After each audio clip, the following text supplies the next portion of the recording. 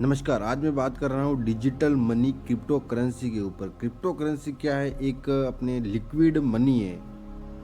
जैसे एक गोल्ड होता है उसकी वैल्यू कम ज़्यादा होती रहती है, और ये कम ज़्यादा, और ये जो क्रिप्टो करेंसी है इसकी वैल्यू कम ज़्यादा कैसे होती है ये किसी को भी अभी पता नहीं है।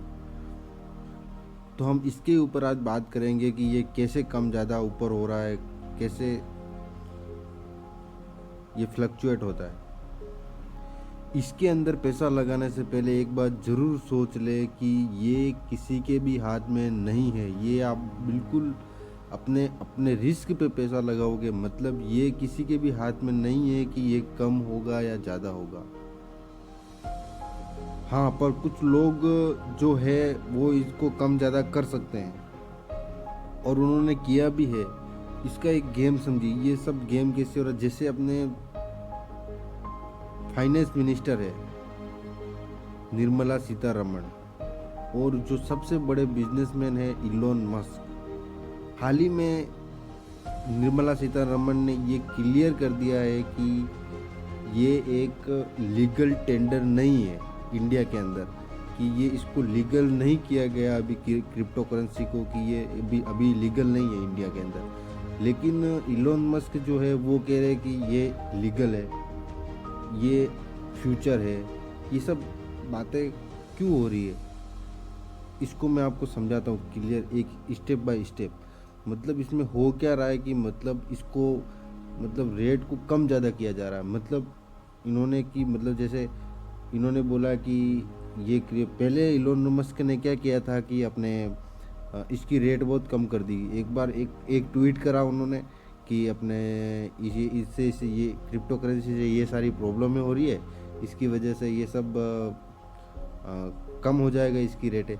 लेकिन उसके बाद क्या हुआ कि उन्होंने इलोन मस्क ने सारा पैसा उसमें लगा दिया। अगर जैसे ही रेट कम हुई और वो सारा पैसा लगा दिया, और सारा पैसा लगाने के बाद उन्होंने ट्वीट करा कि ये क्रिप्टो करेंसी फ्यूचर है, भविष्य है। ये सब चीज़ें अब ये बाद में करने लगे, लेकिन उन्होंने सारा पैसा एक बार लगा दिया। उसके बाद उनके क्या हुआ कि पैसे बढ़ गए। यही सारी चीज़ें होती है जो कुछ लोगों के पावर के अंदर होती है, जो आपको समझने की ज़रूरत है। अब आम आदमी इसमें पैसा लगाएगा तो क्या सोच के लगाए? अभी सरकार ने बोल दिया है कि अपने ये लीगल टेंडर नहीं है, और इसमें पैसा लगाने का रिस्क है। अब रिस्क तो है ही है इसमें, लेकिन इसमें प्रॉब्लम क्या हो रही है कि अभी तो सरकार ने बोल दिया है कि भाई ये लीगल टेंडर नहीं है, लेकिन आने वाले टाइम में अगर इन्होंने बोल दिया, अभी सरकार भी अगर चाहे तो पैसा लगा सकती है। ये भी हो सकता है कि भी सरकार की भी एक चाल हो। अगर अभी सारे इन्वेस्टर पीछे हट जाएंगे और उनकी जो क्रिप्टो करेंसी की जो रेट है वो कम हो जाएगी, उसके बाद वो क्रिप्टो करेंसी खरीद लेंगे, तो ये भी एक हो सकता है। लेकिन जो आरबीआई जो है उन्होंने ये कंफर्म किया है कि वो एक खुद क्रिप्टो करेंसी निकालेंगे, अलग नई क्रिप्टो करेंसी निकालेंगे। उसमें क्या होगा कि मतलब जो इसमें रेट कम ज़्यादा नहीं होगी, तो फिर वो क्रिप्टो करेंसी क्या होगी, मतलब कैसे होगी वो? मतलब आप जैसे 10 रुपये का नोट है, वो 10 रुपये उसकी वैल्यू रहेगी, मतलब वो वाला सीन हो जाएगा। फिर तो उसकी जो वैल्यू है वो 10 रुपये रहेगी। तो फिर वो क्रिप्टो करेंसी कहाँ से होगी? उसको भी फ्लक्चुएट कैसे करेंगे, उसको ट्रेड कैसे करेंगे, जब वो जिसकी वैल्यू उतनी की उतनी रहेगी? तो फिर उसको क्या फ़ायदा होगा? अगर मेरी बात समझ में आई हो तो ध्यान रखें कि ये क्रिप्टो करेंसी अपने हाथ में नहीं है।